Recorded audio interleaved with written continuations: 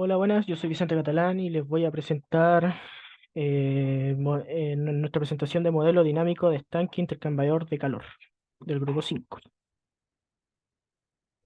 El objetivo de esta tarea es simular este modelo dinámico mediante LabVIEW, implementar una interfaz HMI para la supervisión de este proceso, implementar y analizar el esquema ARC tanto de nivel como de temperatura mediante el software Codesys. El problema a resolver, como ya les dije, implementar un esquema de control para poder regular la altura y la temperatura de salida de este sistema. Además, teniendo en cuenta que tiene un flujo de entrada y una temperatura de dicho flujo variable. Los requisitos de control nos piden dos modos: modo manual automático, intentar de que no se genere desequilibrio, y automático manual, que no se generen perturbaciones. En el modo manual, el usuario puede controlar U1, U2 y SPQ2, y en modo automático, el usuario define un set point en la temperatura 2 para actuar en U1 y poder regular T2. Y al mismo tiempo también define un set point en la altura para poder actuar en el set point del Q2 y poder regular el nivel de la altura. Los requisitos de superdivisión también nos piden botones binarios, controles numéricos y gráficos de tendencia. La configuración del LabVIEW para el sistema dinámico. Vamos a crear primero el proyecto. Vamos a sacar el bloque Control and Simulation Loop dándole clic derecho. Eh, Le vamos a dar clic en el borde y se nos va a desplegar esta pantallita, y en esta pantallita vamos a introducir los parámetros necesarios. La configuración para crear un PLC virtual mediante Codesys. Vamos a crear un proyecto como estándar y así vamos a crear el PLC virtual. Vamos a programar este PLC como diagrama de bloque funcional, y además vamos a agregar las librerías que contengan los diagramas de bloque PID. Vamos a agregar un módulo y lo vamos a nombrar como PID para que el programa lo autocomplete.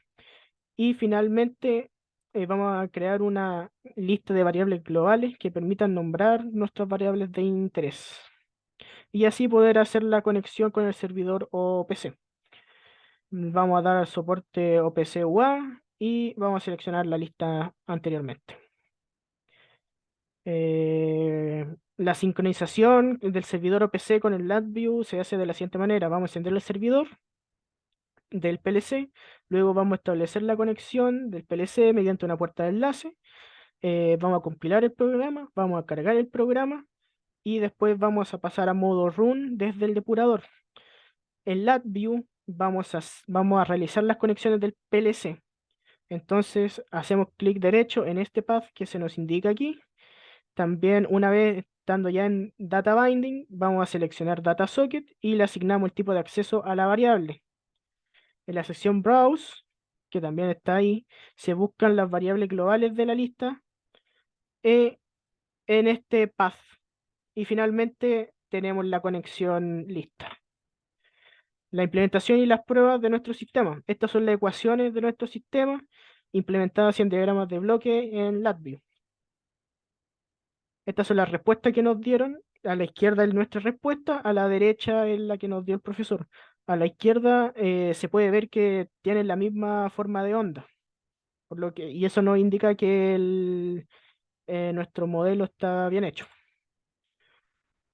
Para poder hacer control de esto necesitamos dos controladores conectados en cascada, que son el controlador de nivel y el controlador de flujo, de salida.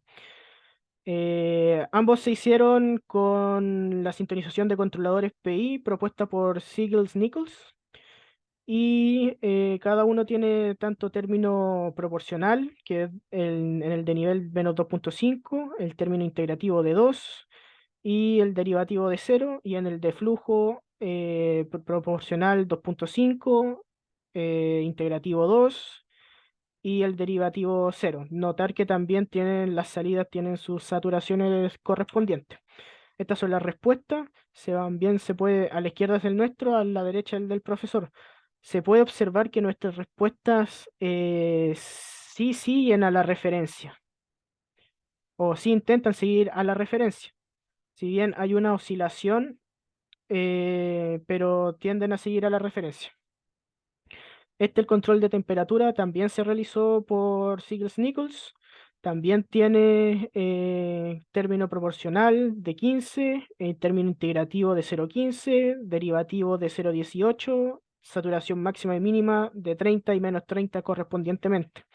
Aquí también se puede ver que eh, la respuesta que nos dio la señal de temperatura sigue a la referencia, si bien oscila, pero la oscilación es dentro de un rango pequeño, de 2.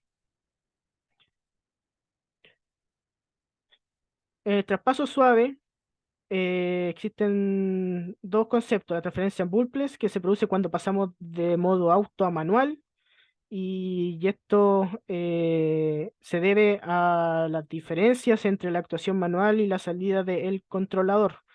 Y la transferencia de balanceless, que evita que la perturbación se produzca cuando se pasa de modo manual a auto, por la diferencia entre la referencia y la medición.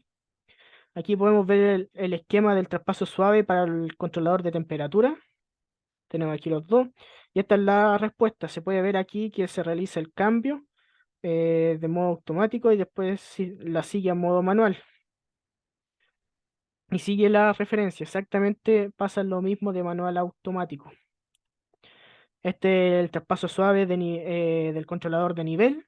Exactamente lo mismo. Sigue la referencia. Se realiza el cambio de automático a manual y no hay problema. Y este es el de caudal. También exactamente lo mismo. Sigue a la referencia. Los resultados generales de nuestro proyecto y posibles mejoras, eh, si bien los controladores se hicieron pensando en tener el menor error de medición, se podría mejorar el tema del seguimiento a dicha referencia. Y eso.